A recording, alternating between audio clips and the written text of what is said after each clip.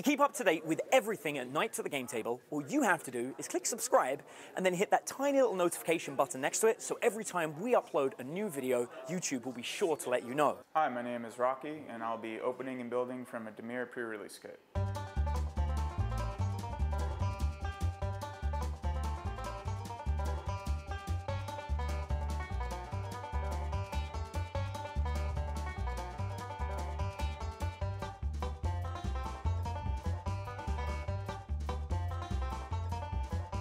Okay, so I've looked through blue and black. We definitely have opened some powerful cards. However, we're kind of short a few playables in those colors. We're really only in those colors based off the power level of our multicolored cards, but in sealed you want to play your most powerful cards, so that's fine. We are presented with the option of splashing a color. We do have some fixing. We have 2 Golgari Guild Gates. The other colors, we only had 7 or 8 cards in red, so we couldn't be in red. White had a few more playables, but nothing more powerful than we already have in blue and black. So we definitely want to be in blue and black. The question is whether or not we want to splash for some more powerful cards or kind of just fill out our curve with some mediocre blue and black cards. So we're looking for 23 cards, 17 lands. We're at 18 currently. Yeah, I'm super excited over these 2 Dimir rares. We have Thief of Sanity, which is a flyer that once it deals damage can kind of Gaunty, take your opponent's card, so I'm really excited about that. And then Errata the Silencer, which is super powerful.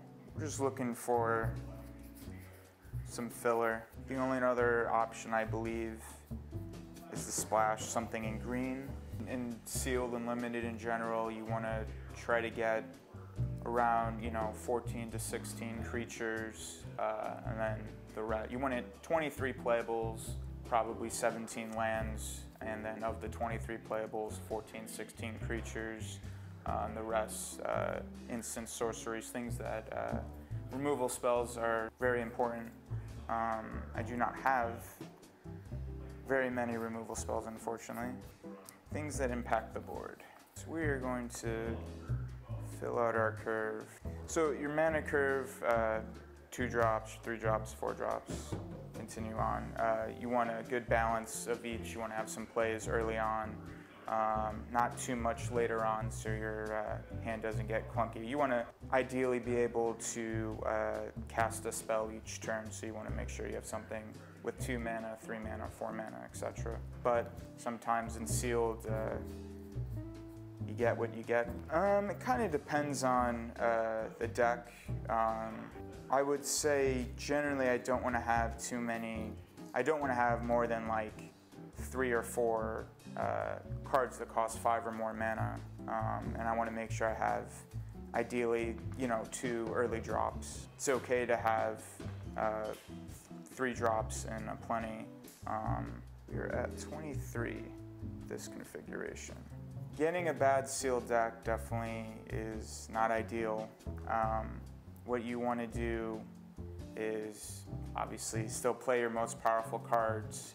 If you have a bad pool and you don't have enough playables in the colors, you're more likely to go three colors, which in Ravnica is not actually as bad because there's plenty of guild gates and fixing, so it's easier to kind of triumph over the fact that you might not have enough playables in your colors. Yeah, sealed is hard. Sometimes you open up some stinkers, and you just want to keep in mind the basics, play your removal, play your rares, and do what you can do.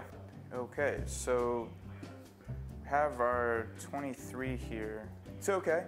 Well, I'm excited, but it's not super powerful, but it's a deck. We have 23 cards. We have some good mana. We have 2 Dimir Guild Gates, so we should have a consistent mana base with that.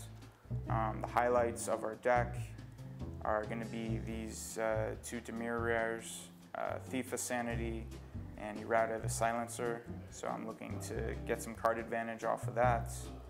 We also have another Dimir rare. We have 3. It is a split card, and the first half is a mind control on creatures with power 2 or less, so that should be cool. We have some big flyers. We have 2 Disdainful Strokes, which I believe are quite good in sealed. For 2 mana, you can answer opposing bombs and stuff, which is typically in sealed. The best cards are going to cost 4 or more. We have a few card advantage cards, such as Notion Rain, the Dimir card that you get to surveil to and draw 2 cards. So that would be great. We don't have a lot of aggression. Most of our combat damage is going to be through the air. And that is our Dimir deck. In sealed, I'm just basically looking for the most powerful cards. I'm constrained to what I opened, so I'm looking for removal. I'm looking for legendary creatures that end the game, and things that keep me alive. And anything that says draw a card is usually pretty good. So I don't really have a specific color preference. I guess I don't like playing green too much, but each guild kind of has their mechanic that synergizes with the other cards in that mechanic. So for Dimir, Surveil is the mechanic, so you want cards that surveil and then you want payoffs for surveil.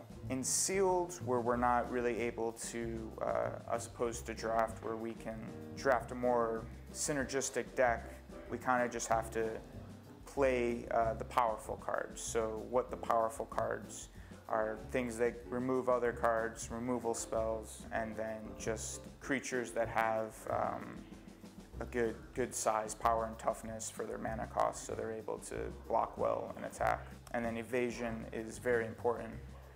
So any creature with flying is very nice and definitely goes up in power. We have a few flyers, so that should be our path to victory, is in the air. So usually you want between 16 to 18, 17 is kind of the norm here. So usually you're just stuck with basic lands, but in Ravnica there's some pretty good fixing. So we have 2 Dimir Guild Gates, which can tap for a blue or a black. So we will have some pretty good fixing consistency in those colors. On preference, whether it was correct to splash green, there's nothing too powerful in green that's, in my opinion, worth splashing for, even though we do have the 2 green-black Guild Gates, but I think it's a straightforward blue-black pool. The rares are very good, but the pawns are plenty of pawns. We have some good Dimir rares. In our seeded pack, we opened Thief of Sanity, so I'm excited about that. And then our regular packs, we also opened 2 more Dimir rares, so that is awesome. We opened Errata the Silencer and a split card that mind controls, so that is awesome. The rest of the cards in the Dimir deck are not super exciting. We have some nice rares. We have a few flyers. We have 2 Muse Drakes. We have a Watcher in the Mist, which is very powerful, 3/4 flyer that can surveil 2. But what we are lacking in our deck is removal, which is very important in sealed.